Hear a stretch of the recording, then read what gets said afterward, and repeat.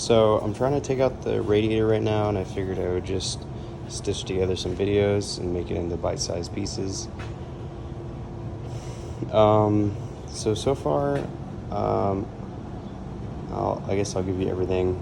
I think at some point I'll need access up here or just be able to see, and so that's just two plastic Phillips head, like, I don't know, fastener slash clips. You basically unscrew this completely out of the fastener. You'll get this screw out, and then you can just pop out the or like this bottom piece with the flathead, and that takes off the grill.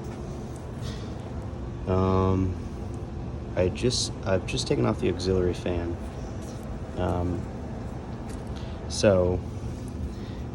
And I have a manual, by the way, that might come in later because I don't have the transmission cooling lines. But let's see. Down there, that's the petcock. So I turn that to the left, or if you're facing it, I turned it counterclockwise, drain the coolant. Took out this big coolant hose from the radiator here, just a clip. I also took out the reservoir, like coolant overfill line, also just a clip, and that runs beneath here. The auxiliary fan only had 2 bolts, and one of them mounted like right about here, and same place on the other side. I think that sums it up.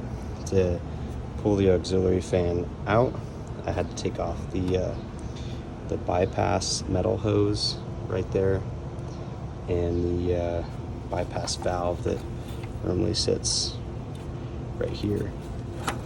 There are also 2 electrical connections, I'm guessing one for each fan. They have these classic Saab red tabs. You just pull the tab up and it basically pulls itself entirely off the connection. Just pull the red tabs up gently, so you don't crack them. I think that's about it so far. So radiators pulled out. There are 4 of these plastic pegs, one on each corner, and they slide into a mount, and then are held in place by a little rubber grommet right there. Actually kind of neat, it has springs, so it must be for like dampening impact or something. But yeah, that's a rubber grommet. It's a little broken, and why my radiator cracked was because this one slipped out of the rubber grommet and it was kind of free to move, and it broke the plastic siding. Those 2 auxiliary fan mounts I was talking about, they're right here. Those are 10mm bolts, by the way. I had to see the silver right there. That goes to the water pump. I ended up taking off that clip.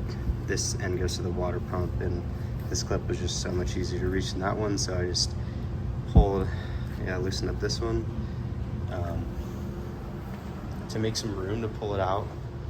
All I did was took off the air intake going to the turbo, just one end, and had some wiggle room there. And then I also needed to take off the fat air hose that, sorry, this is all oriented wrong, moving around the phone too much, but this fat end from the intercooler that goes up into the intake, same hose. So I just disconnected it down there. And that's pretty much it. Hopefully it's pretty straightforward putting it in. Gotta be careful, but yeah, that's pretty much it. Easy job. I just wanted to make a follow-up video for the radiator that I did. Right now I'm replacing the transmission mount, which I'll post a little video too. I just wanted to mention that I got the 2002 radiator because I couldn't find the 2001. The fitment goes from like 1997 to 2001 for that generation of radiators. The only thing different about the 2002 is that the inlet hose on the top that goes to the engine block, this little pipe that comes out of the radiator is like this. On the 2002, it's straight for the 2001. There's enough slack in my hose, and I'm sure everyone else's too. And I'm sure you could just get a 2002 hose and slap it on there if you're worried about it. But plenty of room, so if you need to get the 2001 radiator, you can. Something I wanted to note in the radiator replacement video, I don't think throughout the whole time I mentioned that I have a manual transmission, so therefore I don't have transmission cooling lines running through the radiator.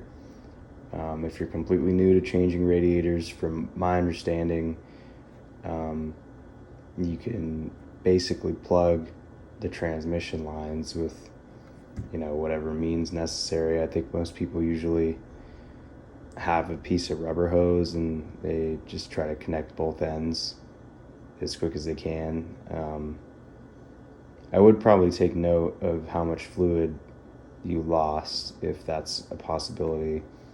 I know like a lot of automatic transmissions have, like, and manual for that matter, have really small thresholds on the variance of fluid that can be in there without it messing things up.